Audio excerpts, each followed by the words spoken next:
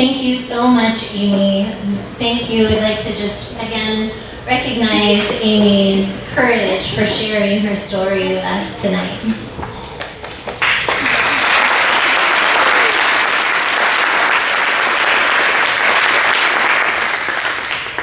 So I would like to take my turn to step into the circle and share my own reflection of restorative justice with you this evening.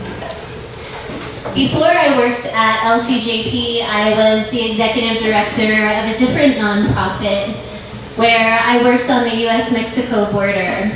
And through that role, I worked alongside a Mexican nun named Hermana Tonita. And Hermana was from the same order of the Catholic Church as Mother Teresa. Hermana was living in a very impoverished neighborhood of Tijuana, serving the community there. And it was a neighborhood that was mostly made up of Central American people who had migrated to the border and then sort of just gotten stuck there in Tijuana. And so it was through my relationship with Hermana Tonita that I was introduced to this meditation or this prayer from Mother Teresa, which is, God, break my heart so completely that the whole world falls in. Maybe some people in this room have heard that before. Nowadays, if you walk past my office on Main Street, you might see in the window that I have a sign with a different quote, which is something that I heard Dr. Cornel West share at the Restorative Justice Conference in Florida in 2015. And that quote reads, "Restorative justice is what love looks like in public." Restorative justice requires that we open our hearts so big and so wide that the whole community falls in. Restorative justice asks us to love strangers, and in so doing disrupts things like judgments and stereotypes, assumptions and biases that are so easy to hold about others until we actually talk to them. For me, restorative justice challenges our concept of family. So many people, so many speakers tonight talked about family, and it really strikes a chord because restorative justice challenges us to open up our concept of family so that it is vast. Like restorative justice in families, there is hurt, and there are also second chances.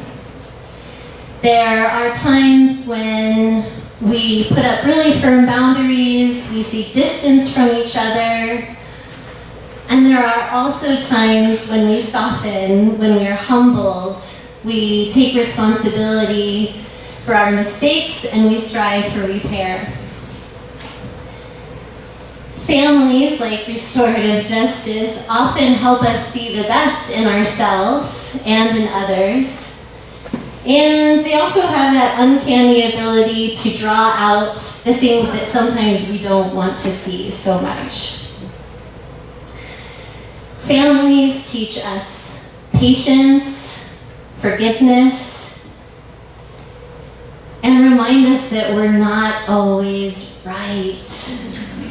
And that's okay, because what's more important than being right is being willing to learn and listen.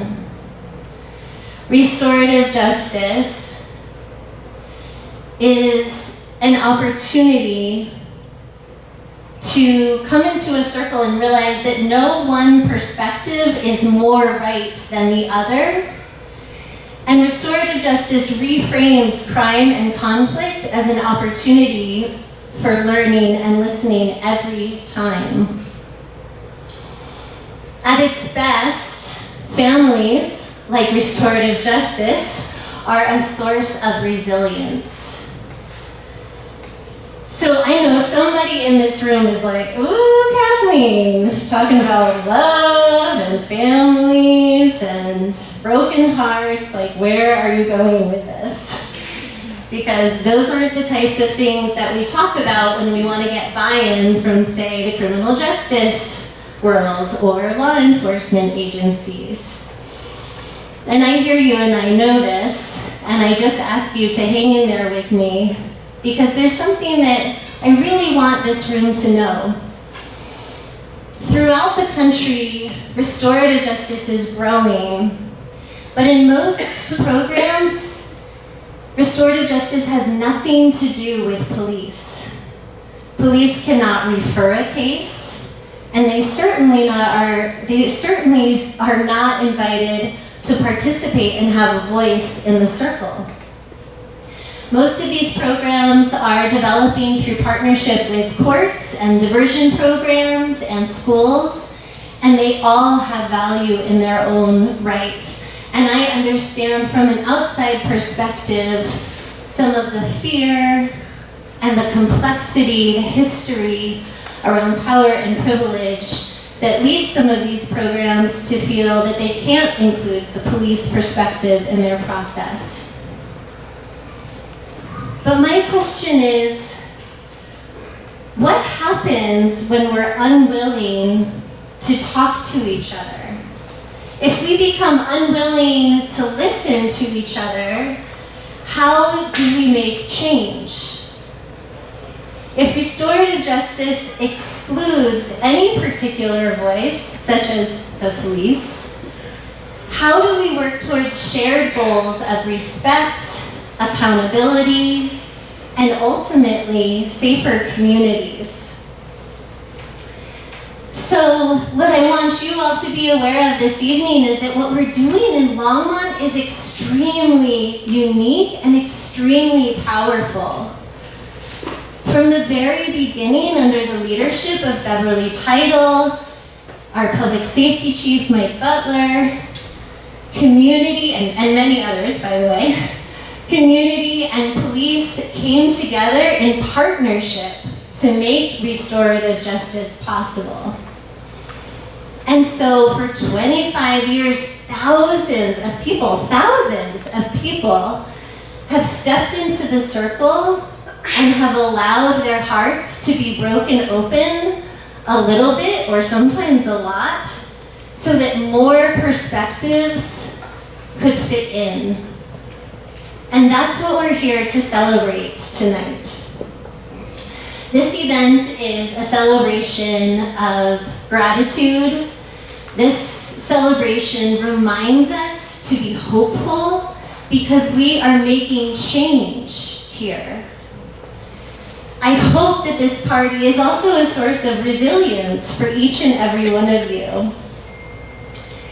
And you might not have known it until this moment, but I think of all of you as a part of my family. I am so blessed to have my two brothers who are part of the family that I was born into here tonight.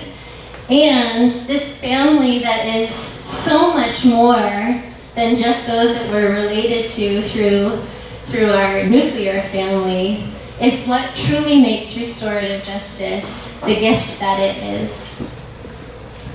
So please take a moment this evening to thank the people around you for being here.